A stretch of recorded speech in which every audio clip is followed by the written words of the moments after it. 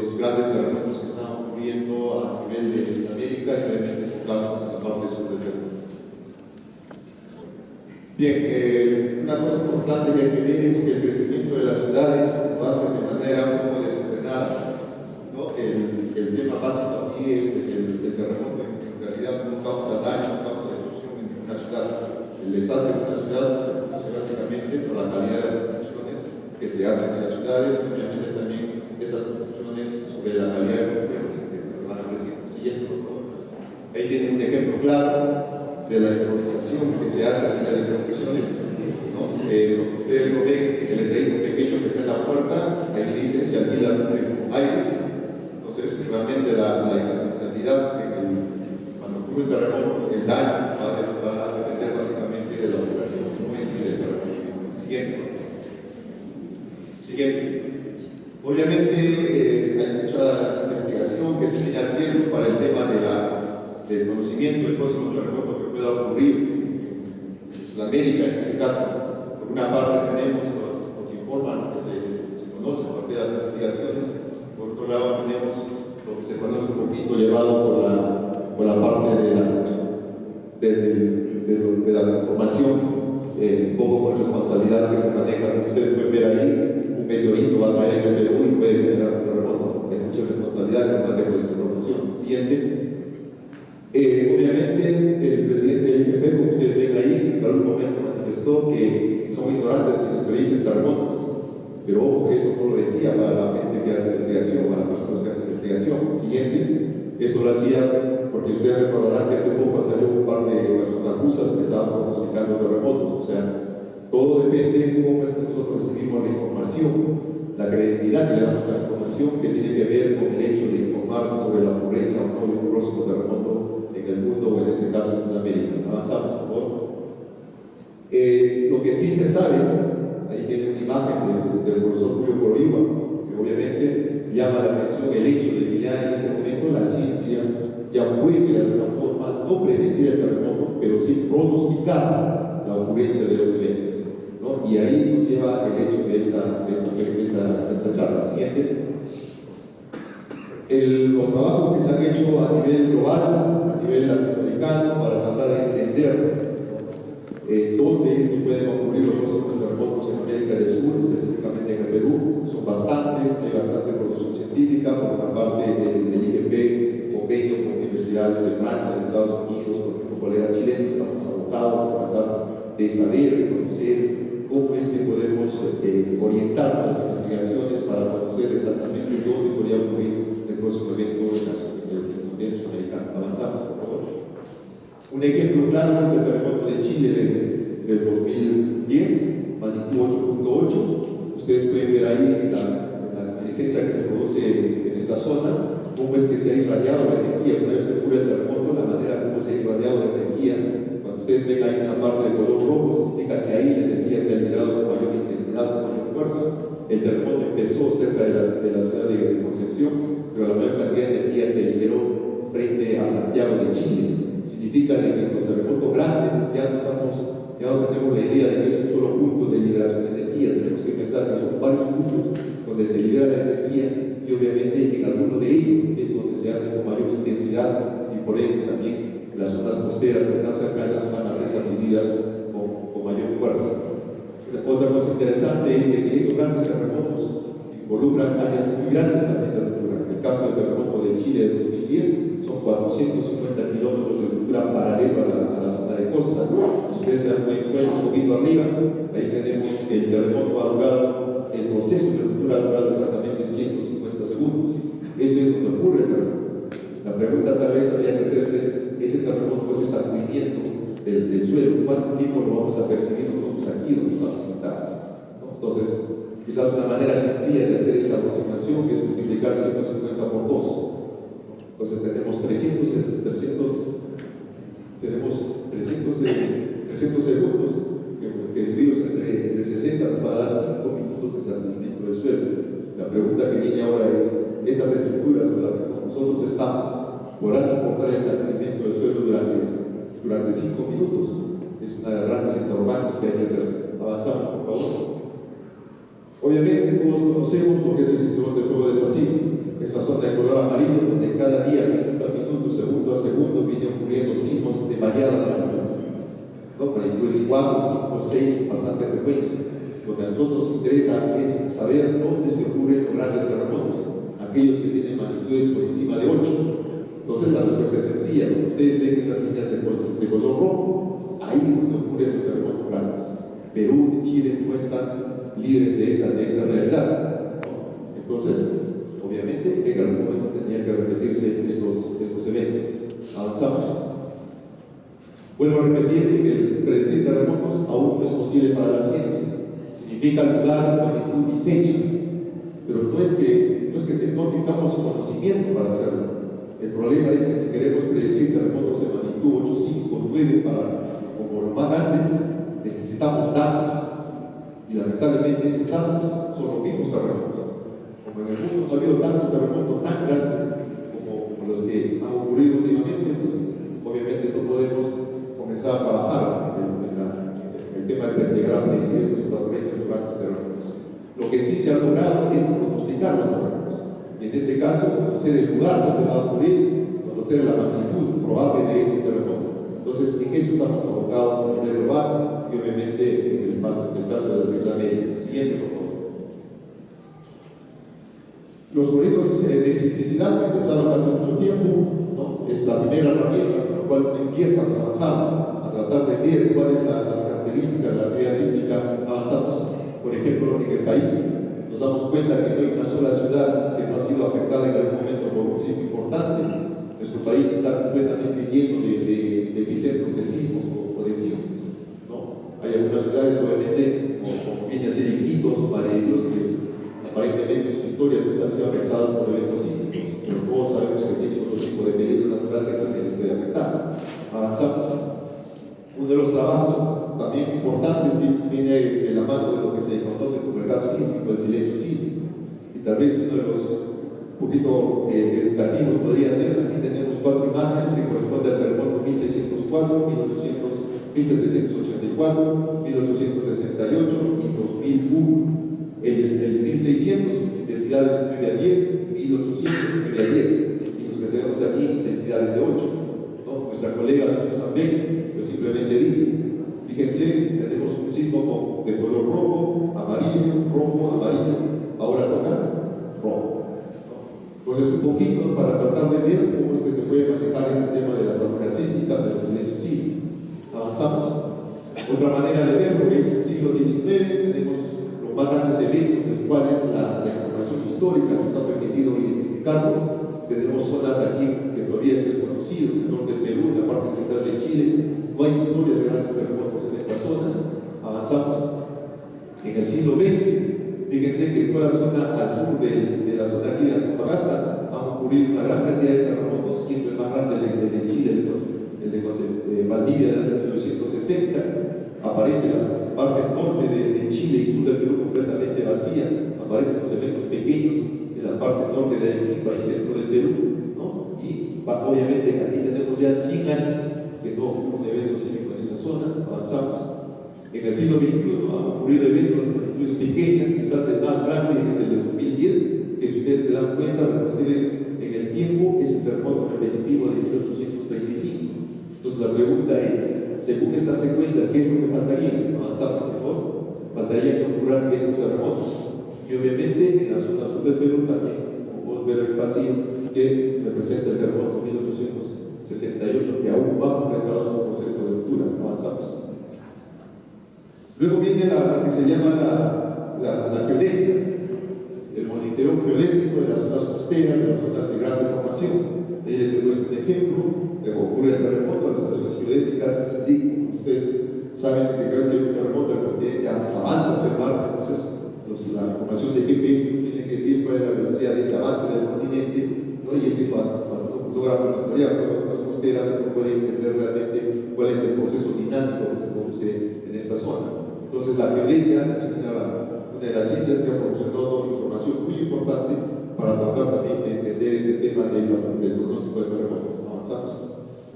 Un ejemplo claro es lo que se trabajó para el terremoto de Sumatra, ¿no? Entre la zona de Sumatra, el trabajo de investigación que tiene la fuente, ¿no? Indicaba de que en estas zonas de color rojo debe ocurrir un terremoto en algún momento. Este trabajo fue publicado ubicado en el año 2002 aproximadamente, ¿no?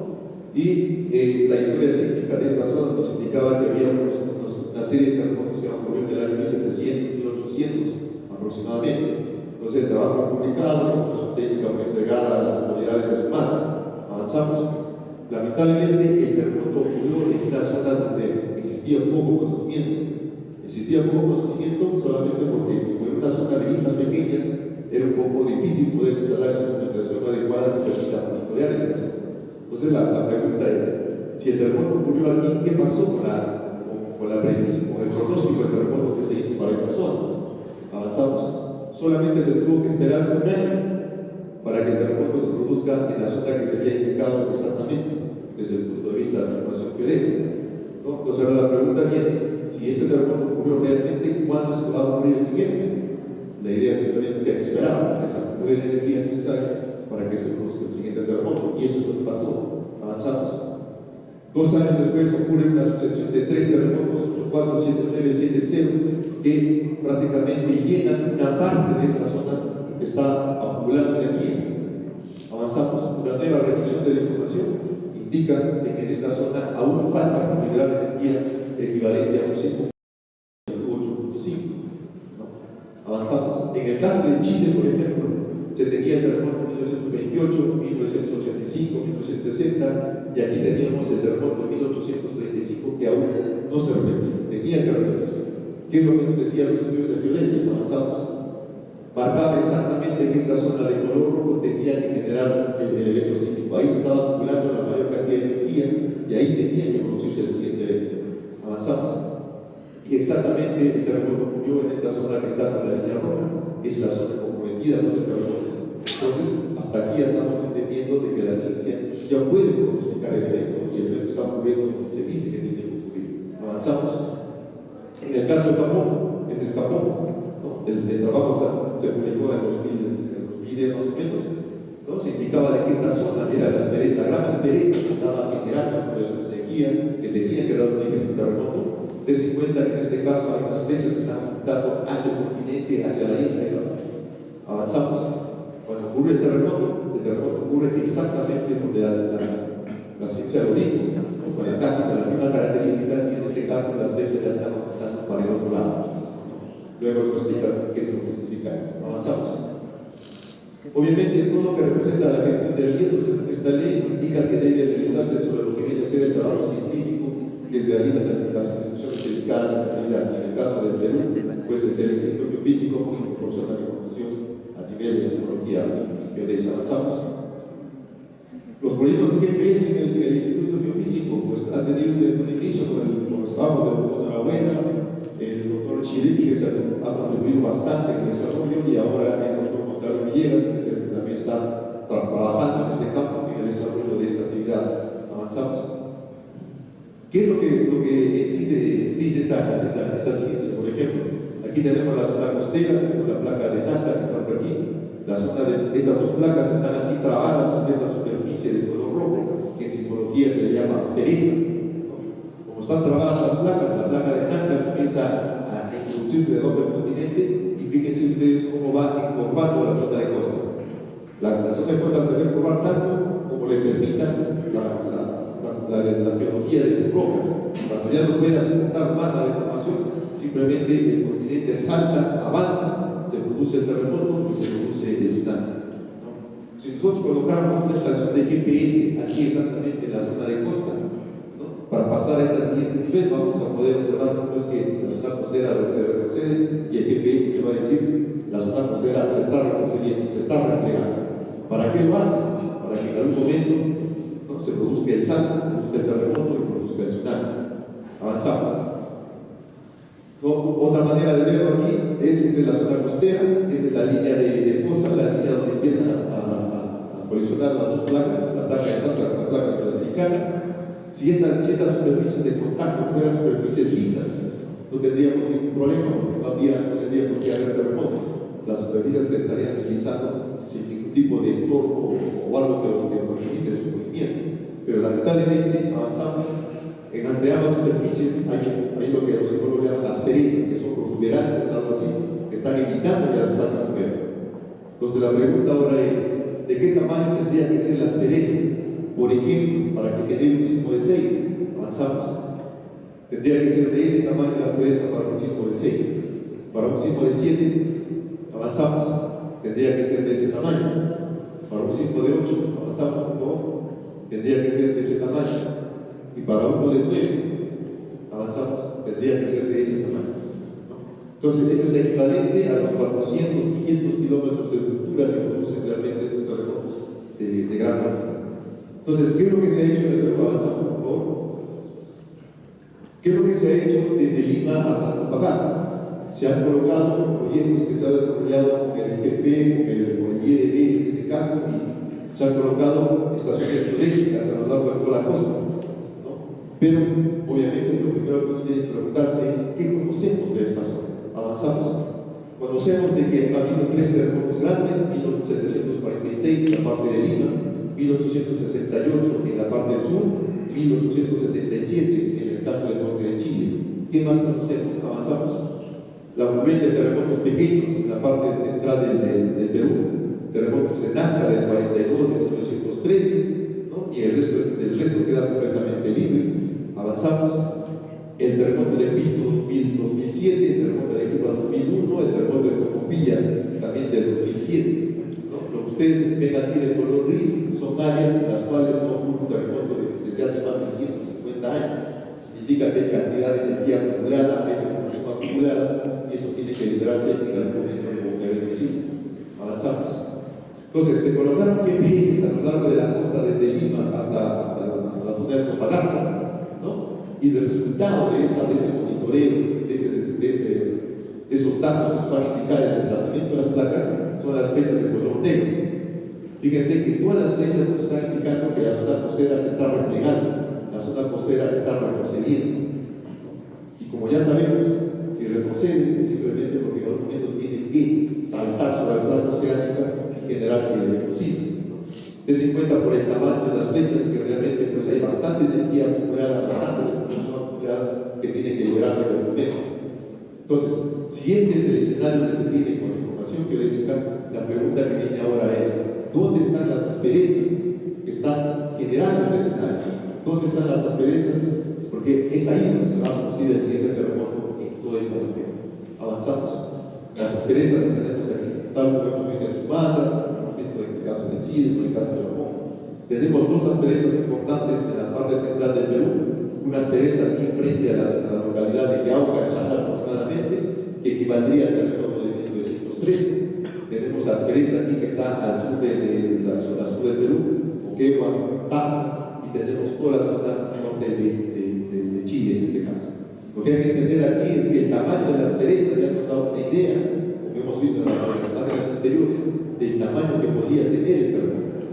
Entonces, si miramos el norte de Chile, obviamente este terremoto probablemente supere la magnitud de 1.5, cercano a 9, y estaría afectando toda la región sur del Perú, toda la parte de Bolivia, toda la parte del norte de Chile, densidades bastante altas. Avanzamos. Aquí tenemos las áreas de color rojo, las asperezas que hemos identificado para el caso del Perú. Este corresponde al terremoto de Arequipa del 2001. En el caso de Lima, estas áreas de aquí corresponden a los terremotos del 66, del 74, del 40, del 2007. ¿No? Y la idea ahora es tratar de reproducir, ¿no?, más o menos cuál sería la energía que estaría acumulándose en estas zonas en comparación de los terremotos de 1868 y 1746. Avanzamos, por favor. ¿No? Entonces aquí tenemos más o menos lo que equivaldría, ¿no?, a la cantidad de energía liberada por el terremoto de 1868, 1746, es el terremoto de 2001. Y la conclusión es que en la zona sur del Perú aún falta liberarse el 45% de energía para que el terremoto del 2001, por ejemplo, haya sido similar al de 1868. En el caso de Lima, de lo contrario, hay un 60% de energía que aún no se libera, no se está acumulando y tiene que liberarse en el momento. Avanzamos. En el caso de la región norte de Chile, solamente tenemos el terremoto de Tocopilla de aquí, y del 100% de energía acumulada en esta zona, solamente se ha liberado el 5%. Significa que hay 95% de energía que todavía resta por liberar y tiene que hacerlo en algún momento. Avanzamos. Aquí tenemos nuevamente el escenario, los terremotos de la parte central de Chile, el terremoto de Fíjense que estas áreas que tenemos aquí marcadas significan los terremotos de 1800, 1068, 1877. Hay una zona completamente vacía que se está acumulando energía continuamente. Avanzamos. El terremoto del 2014 ocurrió en la parte norte de esta zona, más o menos por aquí, ¿no? Exactamente en el extremo norte de esta área. Sin embargo, este terremoto pues alcanzó una magnitud de 8.2. Significa que no ha liberado completamente toda la energía que se venía acumulando en esta zona. Avanzamos. Este es el terremoto del 2014. Fíjense que antes del terremoto se tuvo una semana antes se tuvo una gran sucesión de eventos sísmicos que ocurrieron en esta zona. La misma población, las autoridades preguntaban, ¿y estos eventos son indicativos de un sismo grande? Nosotros no podíamos dar una respuesta ni aseverando ni negando esta posibilidad. ¿Por qué? Porque en esta zona era la primera vez que teníamos un escenario que está pregnado. Por primera vez se contaba con la instrumentación necesaria para poder monitorear paso a paso qué es lo que ocurría.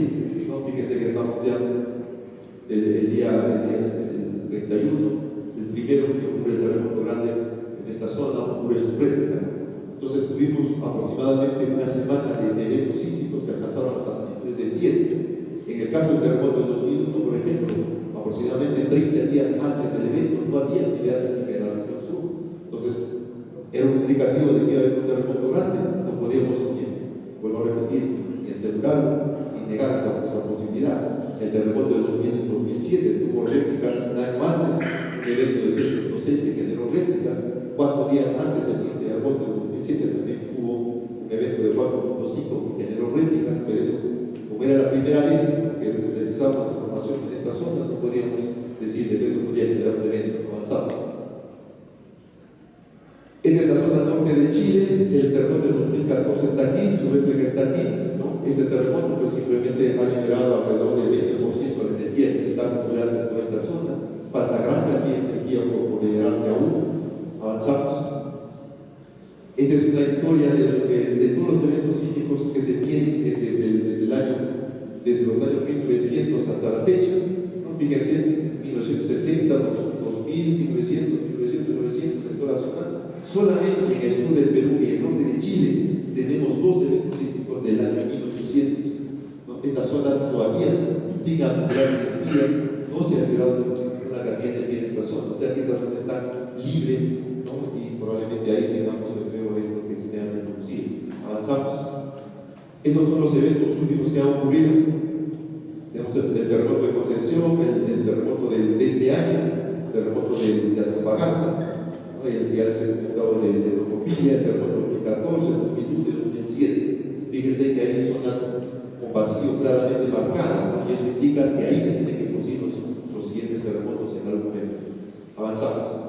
5 minutos más. Ya. Una cosa interesante que mencionar aquí es que en el caso de Chile, por ejemplo, estas flechitas indican terremotos que han ocurrido en los últimos 100 años. De todos estos terremotos, por lo menos 6 son bastante importantes que han sido catalogados como los más grandes a nivel global. Pero Chile ha tenido tantos terremotos en los últimos 100 años que al final ustedes pueden leer lo que dice aquí. Los datos indican claramente que los chilenos debemos reconstruir una cuarta parte de nuestro país cada 10 años. Entonces la pregunta que uno puede hacer en este momento es a nosotros, como peruanos, ¿qué nos falta para llegar a este nivel de reflexión?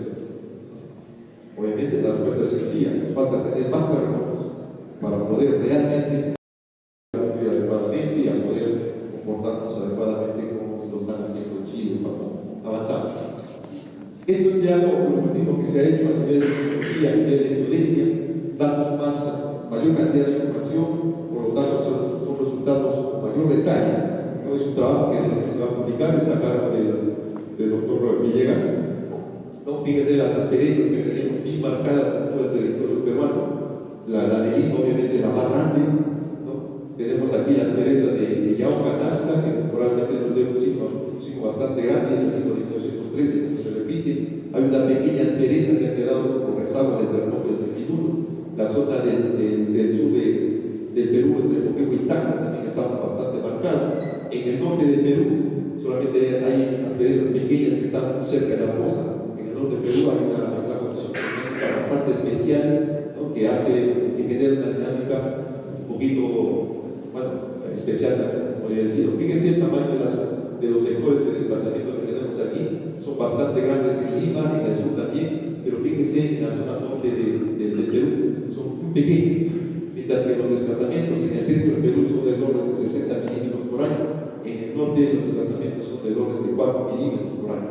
Eso nos indica a nosotros de que en la zona norte del Perú hay poca probabilidad de que se generen eventos grandes, eventos con magnitudes superiores a 8 en este caso. Por lo contrario, lo ocurre en la parte central y sur del Perú. Avanzamos.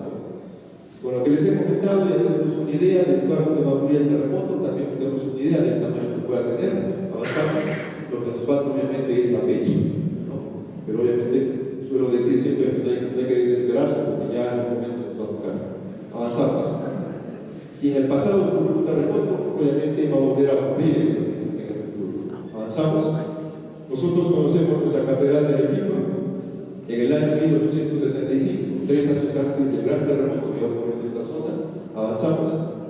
Ese terremoto produjo la caída de las torres de la catedral, ¿no? Pero obviamente en la ciudad avanzamos, se reconstruyó rápidamente la catedral, nuevamente está en su origen. Avanzamos. El terremoto del 2001 nuevamente hizo que las torres colapsaran. Avanzamos. Y ahora nuevamente le hemos dejado lista para el siguiente terremoto. Obviamente que las torres han sido reforzadas y la única manera de saber si ese reforzamiento fue útil o no, lo vamos a saber después de ocurrir el terremoto. Antes no lo vamos a poder saber. Avanzamos. Nosotros como institución hemos mejorado nuestra red satelital, ¿no? En este momento tenemos una red satelital de más de 30 estaciones satelitales, tenemos estaciones que están emitiendo información por internet, o sea que todo nuestro país está completamente monitoreado. En la situación del Perú también el monitoreo se ha incrementado. En este momento pues, tenemos la capacidad de poder dar los reportes de los eventos sísmicos en menos de 2 minutos. Avanzamos. También el otro proyecto nos está permitiendo instalar 169 acelerómetros en todo el país para tratar también de conocer ya no solo el terremoto, sino también llegar a conocer la calidad de los suelos o en todo caso el nivel de saneamiento de los suelos cuando ocurre un terremoto. Avanzamos. En el caso de la ciudad del departamento de Arequipa hemos colocado un acelerómetro en cada capital de provincia, ¿no? Y en el caso de la misma ciudad de Arequipa tenemos uno en el Colegio Independencia que estaba operando ya desde hace 2 meses en este caso. Avanzamos. Para mejorar nuestro sistema de monitoreo, obviamente el proyecto nos ha permitido construir un nuevo centro de monitoreo, ¿no? Y también la formación de una subdirección de ciencias de la tierra sólida que engloba áreas de investigación que nos va a permitir reforzar el conocimiento que tiene la institución para poder trabajar abocados en lo que representa el monitoreo sísmico y tratar de llegar a la meta de lo que representa la sismología. El objetivo más de la sismología es poder predecir la realidad del terremoto y estamos en ese camino. Avanzamos. Bueno, el Instituto Perú Ciencia que nos protege, el instituto es nuestra institución que está al servicio del país. Todo el trabajo de investigación que realizamos, ya sea teórico, ya sea práctico, aplicativo, de ingeniería, todo este trabajo está al servicio del país. Esa es nuestra función, es nuestra labor, nuestra función de investigación. Gracias.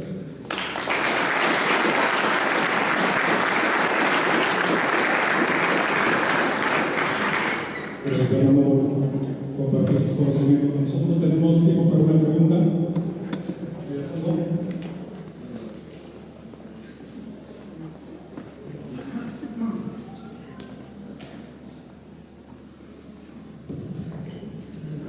Gracias por la presentación.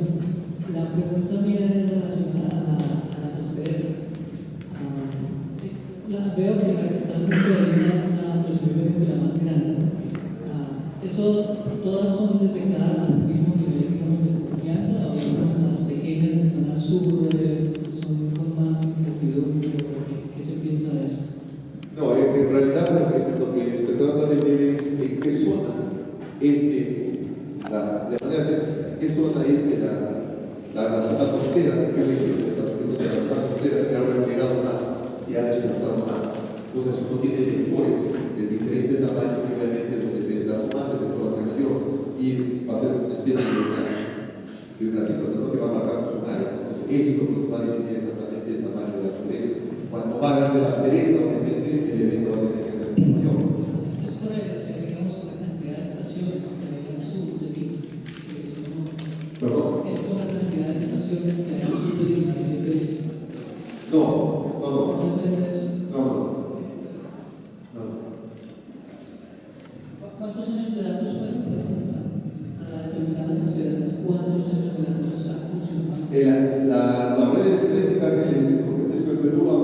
a partir del año 2010 aproximadamente y algunas que teníamos desde el 2005 que se ha ido monitoreando. Y la última figura que les he mostrado es ya la información que se tiene hasta el año pasado.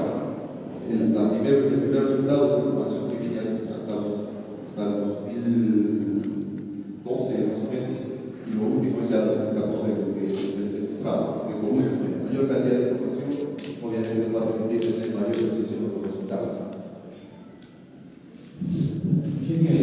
Quería saber algo puntual.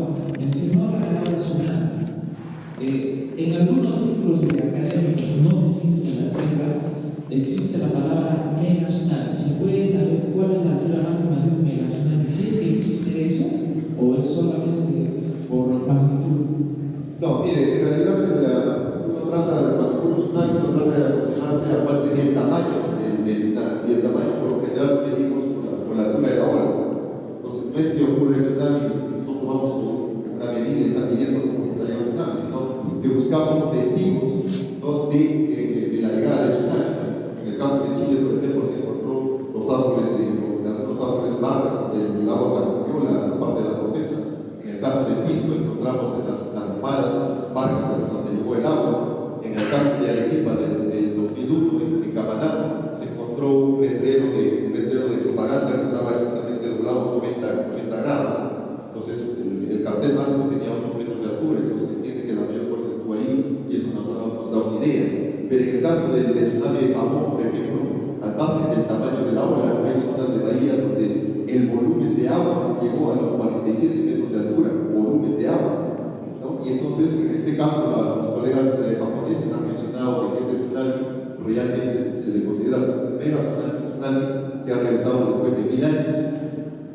Entonces, lo que tendríamos que ver es básicamente el volumen de agua que trae el tsunami y la zona de inundación horizontal que podría generar el tsunami. Muy bien, sin duda el tema es muy importante, muy interesante. Doctor Tadeo, le damos las gracias otra vez por haber compartido su conocimiento con nosotros.